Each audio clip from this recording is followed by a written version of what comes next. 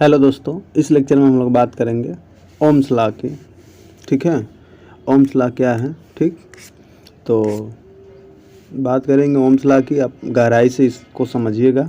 Ohm's law क्या है, बहुत इम्पोर्टेंट लॉ है हमारे इलेक्ट्रिकल में। ठीक है, सबसे बेसिक लॉ तो यही है। ठीक, चलिए बात करते हैं ओम्स लॉ की। देखिए, सबसे पहले ये जो ओम थे, ठीक है, ये एक जर्मन वैज्ञानिक थे। इनका नाम था जॉर्ज साइमन ओम। जॉर्ज साइमन ओम। ठीक, इनका एक पेपर पब्लिश हुआ था। देखिए, जो भी रिसर्चर्स होते हैं वो अपने रिसर्च पे अपने पेपर को पब्लिश करते हैं, जो एक संस्था उसको वेरीफाई करती है। ठीक है, तो एक पेपर पब्लिश किए थे 1827 ईस्वी में। किसमें? 1827 ईस्वी में एक पेपर पब्लिश किए जिस पेपर का नाम था the galvanic circuit investigated mathematically. इनके पेपर का नाम था। इसी पेपर में इन्होंने ओम जो लॉ इनके नाम पे अपना जो पब्लिश किए थे, इन्हीं के नाम पे ओम्स लॉ पढ़ा था। इसी पेपर में पब्लिश किए थे पहली बार। ठीक, देखिए, ये इस लॉ में बताए थे कि चालक, कौन सा नियम था? चालक के क्रॉस वोल्टेज ड्रॉप तथा चालक में प्रवाहित धारा के संबंध में जो लॉ दिए थे, उसी को आगे चल के क्या कहा गया? Ohm's law. क्या कहा गया? Ohm's law. ठीक, इतना क्लियर हुआ। इस बात को आप जानकारी के तौर पे इकट्ठा कर सकते हैं। आगे चलते हैं। ठीक, देखिए, ये क्या बोले थे कि भाई देखिए, जो स्थिर भौतिक अवस्था होना चाहिए। स्थिर भौतिक अवस्था मतलब मान लीजिए आप किसी रूम में किसी वायर को लेकर टेस्टिंग कर रहे हैं, तो पता चला उस रूम का टेम्परेचर कभी 20 डिग्री है, कभी 30 उठा, कभी 40 हो गया। ठीक है, या वहाँ पे कभी धीरे हवा चल रही है, कभी तेज़ चल रही है। ऐसा नहीं होना चाहिए। आप जो भी भौतिक अवस्थाएं हैं भैया, उसको क्या रखिए? कांस्टेंट रखिए। क्या रखिए? स्थिर रखिए, कांस्टेंट रखिए। तो जैसे ताप, दाब, ठीक है, तन्यता, प्रत्यास्था, प्रतिबल, ये सब जो भी चीज़ हैं, क्या होना चाहिए? जिस कंडक्टर पे हम एक्सपेरिमेंट कर रहे हैं उसको कांस्टेंट होना चाहिए।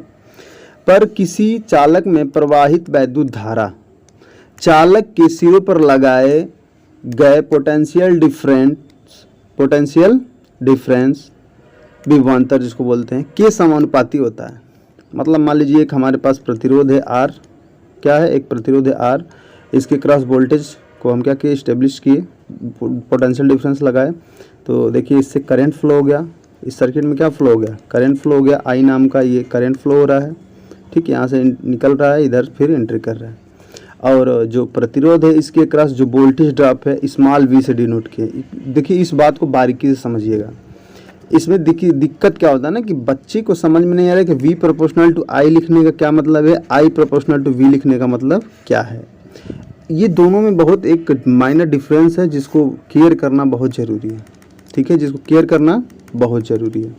ठीक, तो चलिए, जो स्मॉल v है दिखाए हैं, उसको दिखाते हैं कि वोल्टेज ड्रॉप के क्रॉस प्रतिरोध है, रेजिस्टेंस है। ठीक है, रेजिस्टेंस के क्रॉस वोल्टेज ड्रॉप को दिखा रहा है स्मॉल v। कैपिटल V दिखा रहा है सोर्स वोल्टेज, जो पोटेंशियल डिफरेंस लगाए हैं, ये क्या दिखा रहा है? कैपिटल V दिखा रहा है, सोर्स वोल्टेज कैपिटल। I जो फ्लो हो रहा है, करंट फ्लो हो रही है।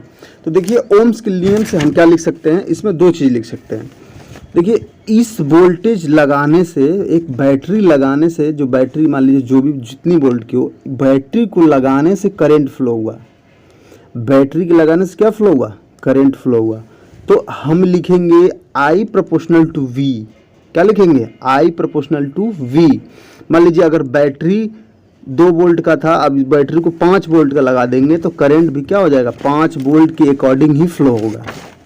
तो सबसे इम्पॉर्टेंट बात यह है कि आप कभी भी I प्रोपोर्शनल टू V लिखते हैं तो आपको ये कंफर्म होना चाहिए कि जो ये V है, तो कौन सा V है? तो ये सोर्स वाला V है। समझ में आया? तो अगर आप I प्रोपोर्शनल टू V लिखते हैं, मतलब I प्रोपोर्शनल टू V लिखते हैं, तो जो ये V है सोर्स वाले वोल्टेज का है। ठीक है, क्लियर हुआ? देखिए, इस प्रोपोर्शनलिटी को हटाने के लिए एक कांस्टेंट लगता है, तो ओम्स ने इसी कांस्टेंट को 1/R के रूप में यहाँ पे लगाया। ठीक, जो निकल के आता है V इक्वल टू IR। देखिए, दोनों बात एक ही है, लेकिन एक डिफरेंस है। समझ में आया? जैसे यहाँ पे हम लिखते हैं x बराबर 2 लिखते हैं ना मैथ में, 2 बराबर x नहीं लिखते हैं। 2 बराबर x नहीं लिखते हैं, क्योंकि ये वेरिएबल है। ये क्या है? वेरिएबल है। अभी यहाँ पे 3 होगा तो x की वैल्यू 3 होगी, यहाँ पे 4 हो गया तो x की वैल्यू 4 हो गई। ये क्या है, कांस्टेंट है, ये क्या है, कांस्टेंट है, लेकिन ये क्या है, वेरिएबल, तो ये नहीं लिख सकते हैं, इसको लिख सकते हैं, इसको नहीं लिखते हैं। क्लियर हुआ। वैसे ही v के वजह से i है, ना कि i के वजह से v है। समझ में आया। आप अपने पापा के वजह से हैं, आपके वजह से पापा आपके नहीं हैं, इस बात को आप ध्यान में रखे रहिए। तो v के वजह से i फ्लो हुआ, ठीक है, v बढ़ेगा तो i भी बढ़ेगा, और ये टर्म्स आपको v equal to I R देता है। ठीक। अच्छा, यहाँ पे अगर कभी कभी v प्रोपोर्शनल टू i देखते हैं, बुक में लिखा हुआ मिलता है या जहाँ पे मिलता है, तो इस बात को समझना है कि अगर ये ओम्स लॉ लिखा है तो इसका मतलब क्या है। ठीक है, तो देखिए अब जो ये करंट फ्लो हो रहा है यहाँ पे, इस करंट के वजह से जो ये देखिए कोई, ये सबसे बड़ी बात, जो वाइट वाला ये चालक है, एक मानते हैं चालक है, और चालक का एक अपना रेजिस्टेंस होगा, एक अपना प्रतिरोध होगा, कोई भी शुद्ध रूप से 100% शुद्ध नहीं है। आप अगर यहाँ पे कॉपर लेते हैं, एल्युमिनियम लेते हैं, चाहे जो भी लो, उसमें थोड़ी सी प्रॉपर्टी रहेगी करंट का विरोध करने का, उसको क्या बोलते हैं, प्रतिरोध बोलते हैं। तो जो ये करंट आ रही है, इस प्रतिरोध, ये चालक में एंट्री करेगी, तो चालक का एक अपना प्रतिरोध है जिसको कंसंट्रेटेड मानते हैं। क्या मानते हैं, एक जगह पे एकत्रित मानते हैं, बटा हुआ नहीं मानते, इसीलिए एक छोटा सा कहीं पे भी बना देते हैं प्रतिरोध। ठीक। अब देखिए प्रतिरोध बनाने का तरीका है कि A1 2 3 पॉइंट जो नुकीला है ऊपर नीचे होना चाहिए, ज़्यादा प्रतिरोध नहीं बनाते हैं। ठीक है। तो अगर देखिए इस करंट के वजह से, इस में जब एंट्री करेगा करंट, तो वोल्टेज को पतन होगा। क्या होगा कि आर आई को रोकेगा और टकराएंगे तो गर्मी जो उत्पन्न होगी, तो वोल्टेज का वही क्या होता है, पतन होता है, जिसको स्मॉल वी से हम दिखाए हैं। किससे दिखाए हैं, स्मॉल वी से हम दिखाए हैं। समझ में आया। अच्छा देखिए, जितना जितना इसको, ये जितना ज़्यादा होगा उतने ज़्यादा यहाँ टकराएगा, ये आर इसको क्या करेगा, भाई तुम मत जाओ मेरे अंदर से, विरोध करेगा। जितना विरोध करेगा उतना क्या होगा, गर्मी उत्पन्न होगी, लड़ाई होगा, ऐसा समझिए। उतना ही ये वोल्टेज ड्रॉप बढ़ता जाएगा। तो यहाँ पे अगर हम लिखते हैं V प्रोपोर्शनल टू I, ठीक है, I के वजह से वोल्टेज ड्रॉप है, I के वजह से क्या है, वोल्टेज ड्रॉप है। समझ में आया। चलिए, तो voltage drop equal to I proportional, इसको हटाने के बाद प्रोपोर्शनलिटी क्या लगाते हैं, एक कांस्टेंट लगाते हैं जिसका हम नाम यहाँ पे दिए R। ये क्या है, प्रतिरोध है। समझ में आया। ओम्स ने इसी को कांस्टेंट बोला था, ये प्रतिरोध है। ठीक है, इसका मात्रक ओम होता है, क्योंकि यार ये अपने नाम को अमर बना दिए, अपना नाम देखिए, ये 5 पॉइंट की रेटिंग दे दीजिए इसको। यही बात आप हमको ध्यान से समझना है बारीकी। ठीक। आई होप आपको अच्छे से समझ में आया होगा। नहीं समझ में आया तो आप कमेंट करके पूछ सकते हैं कुछ भी। ठीक। चलिए आगे चलते हैं। और अब देखिए, जो ओम्स की नियम जो बोले थे यार, देखो इसकी लिमिटेशंस हो गई। आप ये पहले ही बोल देते यार, देखो जो कनेक्ट करें, जब भी आप प्रैक्टिकल करें, जब भी आप देखेंगे, तो physical quantity should be constant होना चाहिए। क्या होना चाहिए, physical quantity should be constant होना चाहिए। समझे। तो देखिए पहला लिमिटेशन ये हुआ कि देखिए ये यूनिलेटरल सर्किट में ओम्स लॉ लागू नहीं होता है। अच्छा, यूनिलेटरल सर्किट मतलब देखिए ऐसा सर्किट जिसमें एक ही दिशा में धारा फ्लो होती हो, दोनों दिशा में धारा फ्लो नहीं हो सकती है। समझ में आया। जैसे डायोड की सर्किट हो या ट्रांजिस्टर की सर्किट हो, जो आप एनालॉग इलेक्ट्रॉनिक्स में पढ़ रहे होंगे, डायोड ट्रांजिस्टर, देखेंगे कि वो सिर्फ एक वाइस में काम करता है, फॉरवर्ड वाइस में।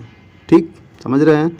मतलब कि इसकी बात देखिए नीचे जिक्र किए, देखिए एक प्रतिरोध लगाए हैं, यहाँ पे V वोल्ट का सप्लाई दिए हैं, जो हायर पोटेंशियल है, लोअर पोटेंशियल, तो करंट इधर से फ्लो हुआ, इधर से फ्लो होते होते यहाँ पे एंट्री कर लिया, कोई दिक्कत।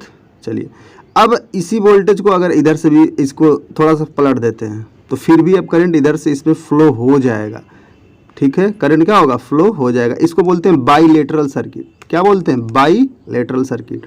तो ये बोलेंगे कि यार कि ओम्स लॉ बाईलेटरल सर्किट पे क्या है, लागू होती है, लेकिन यूनिलेटरल सर्किट पे लागू नहीं होती है।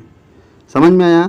देखिए यूनिलेटरल सर्किट किसे कहते हैं, देखिए यूनिलेटरल सर्किट समझ, आप अगर किसी सर्किट में डायोड लगाए हैं, अगर उसको V वोल्टेज देते हैं, तो ये देखिए फॉरवर्ड वाइस है, इसका यहाँ पे P होता है, यहाँ पे क्या होता है, N होता है। आप इस बात को एनालॉग इलेक्ट्रॉनिक्स में पढ़े हैं। ठीक है, यहाँ पे भी थोड़ा सा बता देते हैं। ये P वाला होगा और ये क्या होगा N वाला, मतलब ये भी पॉजिटिव होगा, ये क्या होगा नेगेटिव। तो पॉजिटिव को पॉजिटिव से और नेगेटिव को नेगेटिव से जब कनेक्ट करते हैं तो फॉरवर्ड वाइस बनता है। क्या बनता है? फॉरवर्ड वाइस बनता है। तो जो डायोड है ओनली फॉरवर्ड वाइस में काम करेगा। देखिए जैसे ही डायोड को हम रिवर्स वाइस लगा दिए, यहाँ पे नेगेटिव इसका है मतलब N और यहाँ पे P, तो नेगेटिव को पॉजिटिव से लगा दिए और यहाँ पे भी पॉजिटिव को नेगेटिव से लगा दिए, तो अब ये रिवर्स वाइस हो गया। क्या हो गया? रिवर्स वाइस हो गया। ये आप एनालॉग इलेक्ट्रॉनिक्स पढ़ेंगे। तो इस केस में ये सर्किट काम नहीं करेगा, क्योंकि as a reverse bias diode open circuit तरह काम करता है। किसके तरह? ओपन सर्किट की तरह काम करता है। क्लियर हुआ इतनी बात? तो यहाँ से करंट फ्लो ही नहीं हो पाएगा। तो इस सर्किट को बोलते हैं यूनिलेटरल सर्किट। क्या बोलते हैं? Unilateral circuit. आई होप आपको मज़ा आया देखने के बाद। ये बारीकियां आपको बहुत आगे तक लेकर जा सकती है। ठीक, चलिए आगे चलते हैं। देखिए उसी का ग्राफ बनाए हैं आप, इस बनाए होंगे एनालॉग इलेक्ट्रॉनिक्स में। एनालॉग इलेक्ट्रॉनिक्स में आप इसको पढ़ेंगे। तो ये देखिए ये रीजन बोलते हैं फॉरवर्ड वाइस। फॉरवर्ड में देखिए यहाँ पे लिखे हैं वोल्टेज और करंट। तो करंट यहाँ पे किस में लेते हैं? मिली एम्पियर में फ्लो होता है। किस में फ्लो होता है? Milliampere. ठीक, लेकिन रिवर्स वाइस की बात करें, यहाँ पे भी वोल्टेज होगा। रिवर्स वाइस की बात करें तो यहाँ पे माइक्रो एम्पियर में करंट फ्लो होता है। किस में होता है? माइक्रो एम्पियर में। देखिए फॉरवर्ड वाइस में यार जो भी हो, इसमें तो चलो ठीक ठाक थोड़ा बहुत ओम्स लॉ काम कर, लेकिन रिवर्स वाइस में काम नहीं करता है। तो ऐसे बोलते हैं कि जो करे जिसका विलक्षण होगा जिस डिवाइस का, उस पर ओम्स लॉ लागू नहीं होता। इसी को बोलते हैं यूनिलेटरल सर्किट। क्या बोलते हैं? Unilateral circuit. ये रिवर्स वाइस का रीजन है, ये फॉरवर्ड वाइस का। अच्छा ये देखिए ये अगर ऐसा कैरेक्टरिस्टिक होता तो भाई काम करता ओम्स लॉ, है कि नहीं? ठीक, इसको बोलते हैं लीनियर। इसकी बात हम आगे करेंगे। जो आपको दिख रहा है ये स्लोप बताता है, टेन थीटा, ये आप पढ़े हैं मैथ में। ठीक, m बराबर y बराबर mx प्लस सी। y बराबर पढ़े थे ना mx प्लस सी। m की वैल्यू निकालते थे आप, स्लोप है। चलिए वही ये प्रतिरोध दिखाता है। ठीक, आगे चलते हैं। चलिए आगे बात करते हैं। देखिए दूसरी बात बोलते हैं कि यार देखो ये जो ओम्स लॉ है ना, नॉन लीनियर नेटवर्क या सर्किट में ओम्स लॉ लागू नहीं होता है। मतलब केवल लीनियर सर्किट में लागू होता है। लीनियर सर्किट का मतलब क्या हुआ? 1 एम्पियर करंट बढ़ा तो 1 एम्पियर वोल्टेज बढ़ जाए। समझ रहे हैं? ऐसा अगर रिलेशंस हो, जैसे नॉन लीनियर पैरामीटर वोल्टेज तथा करंट के साथ बदल जाते हैं। नॉन लीनियर पैरामीटर क्या होता है? वोल्टेज तथा करंट के साथ बदल जाते। कैसे यार? देखो अगर कोई आप बल्ब है, मान लीजिए आप 10-12 रुपये का जो बल्ब मिलता था, फ्लोरोसेंट लैंप, सॉरी जो भी हो, इनकेंडेंट लैंप, तो उसमें क्या था कि जैसे ही आप उसमें करंट फ्लो कराएंगे तो उसका जो फिलामेंट होगा गर्म हो जाएगा, और जैसे ही गर्म होगा तापमान बढ़ने से उसका रेजिस्टेंस क्या होता है? बढ़ जाएगा। जब बढ़ जाएगा तो उसका विलक्षण सरल रेखा प्राप्त नहीं होगा। ठीक है, रेगुलर जो लीनियर सरल रेखा प्राप्त नहीं होगा। जैसे अब मान लीजिए वोल्टेज बढ़ा है, करंट बढ़ता रहा, लेकिन जब फिलामेंट गर्म हो जाएगा तो क्या होगा? बढ़ता ही नहीं रहेगा। क्या होगा? प्रतिरोध बढ़ने के बाद करंट घटने लगेगा। करंट क्या होगा? घटने लगेगा। लीनियर प्राप्त नहीं हो रहा है। ठीक है, देख रहे हैं। लेकिन इस केस में देखिए लीनियर प्राप्त हो रहा है। जैसे आप सर्किट में प्रतिरोध लगा है, इंडक्टेंस लगा है, कैपेसिटेंस लगा है, इस केस में क्या होगा? लीनियर प्राप्त होगा। इस केस में क्या होगा? लीनियर प्राप्त होगा। यही यार आपका ओम्स लॉ है, जो आई होप आपको अच्छे से समझ में आया होगा।